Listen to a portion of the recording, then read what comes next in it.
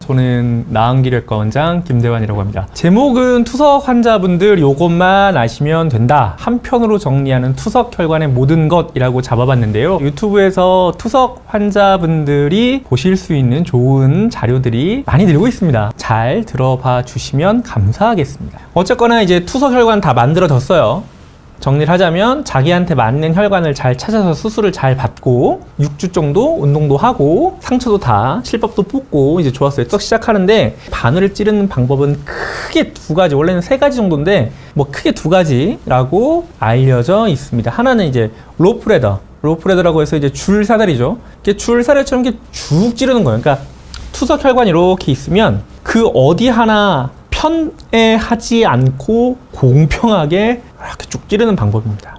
대신에 이게 요즘 하여튼 이 로프레더가 더 좋다고 알려져 있는데 단점은요, 매번 속된 말로 생사를 찔러야 되기 때문에 아픕니다. 환자분들이 아파서 싫어하시는 분들도 있어요. 하지만 투석혈관의 염증을 줄이고 쓸 수 있는 기간을 늘릴 수 있다는 장점이 있기 때문에 로프레더가 현재는 적극적으로 추천이 되는 방법이에요. 그에 반해서 버튼홀이라고 해가지고 특정한 곳을 집중적으로 찌르는 그런 애가 있어요. 동맥천자 부위를 결정을 해서 계속 거기만 찌르는 거예요.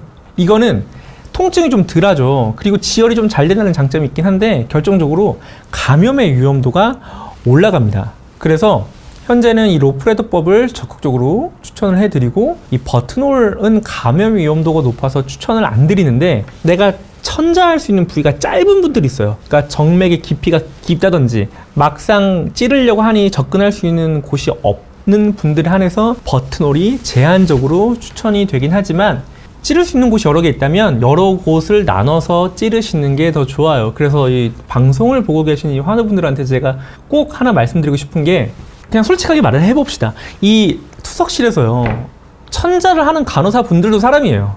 그러니까 사람이 하는 일이라 이거예요. 그래서 본인이 환자분들에게 통증을 좀 줄여드리려고 하던 곳을 좀 찌르는 경향을 띌 수도 있어요. 그거는 뭐 누가 더 좋고 어떤 게 뭐 낫다 이런 개념은 아니고 사람이 하는 일이기 때문에 확실한데 접근하는 게 환자분들한테 이제 불평 불만도 안 듣고 안 아프게 바늘을 잘 찌르네 이런 얘기도 들을 수 있고 하기 때문에 좋은 마음으로 환자분들한테 반복적인 곳으로 천자하는 경우도 물론 있지만, 내가 바늘로 투석을 받는 사람이라면 비록 새로운 곳 찌르면 아프죠. 통증도 있고 불편하죠. 그럼에도 불구하고 자신 있게 의료진을 향해서 새로운 곳, 안 찔렀던 곳도 찔러주세요 라고 얘기하는 것도 중요하다, 그 말씀 드립니다.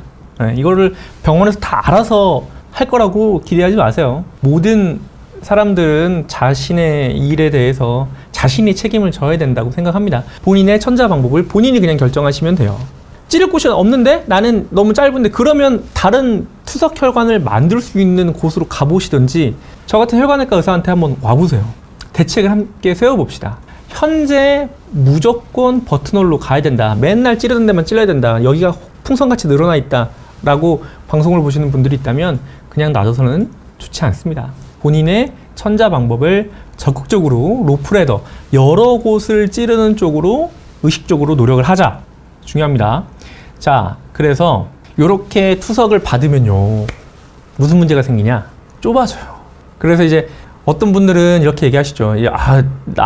옆에서 투석하시는 그 양반은 5년, 10년 투석했는데 여기 한 번도 안 고쳤어 라고 하시는 분들 계시지만, 그건 그분들 얘기예요. 하지만 10년, 15년 받으면 그분들도 자신의 투석혈관을 고쳐야 될 때가 반드시 옵니다. 투석혈관은 무조건 좁아져요. 한 달 만에 좁아지냐, 1년 만에 좁아지냐, 10년 만에 좁아지냐의 차이가 있을 뿐이지 무조건 좁아져요. 왜?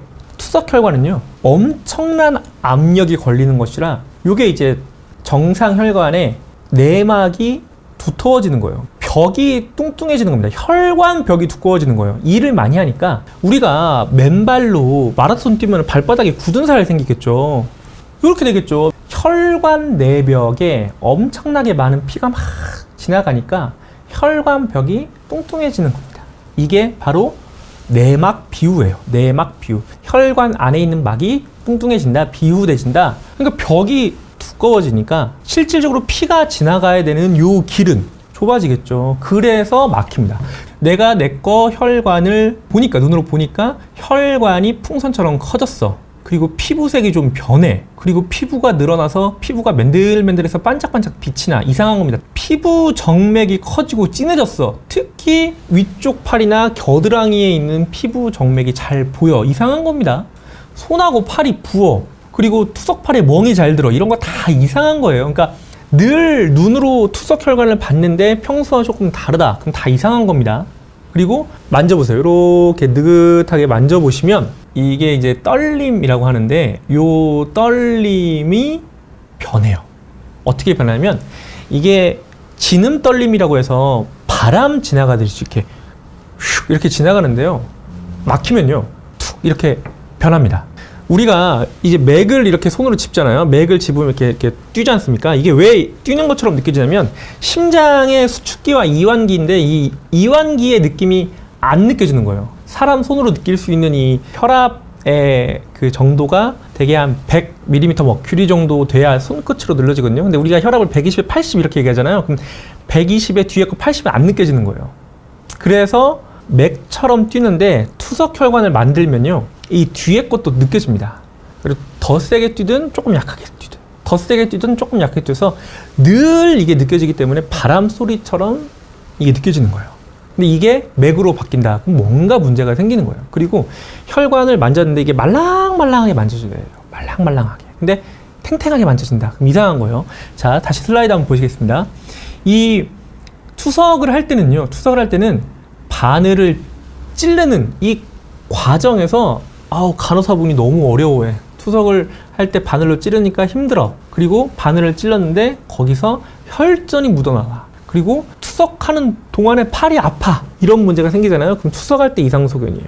요런 다양한 정보를 제가 네이버 블로그 나은기래과라고 한번 검색해 보시면 제가 한 많은 글들을 정리를 해서 잘 이해하기 쉽게 올려놨으니까 다시 한번 보셔도 좋습니다.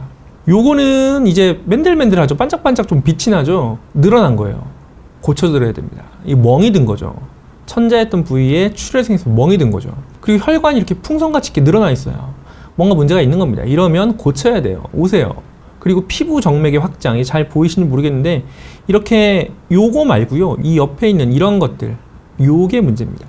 자, 원래 이렇게 지금 선이 하나 보이죠? 이 선이 원래 내 혈관인데 이 선이 잘못되어 있으니까 이렇게 꼬불꼬불 다른 정맥이 보이는 거예요. 피부 정맥의 확장, 뭔가 이상한 겁니다. 그리고 이렇게 염증 때문에 딱지 생기죠?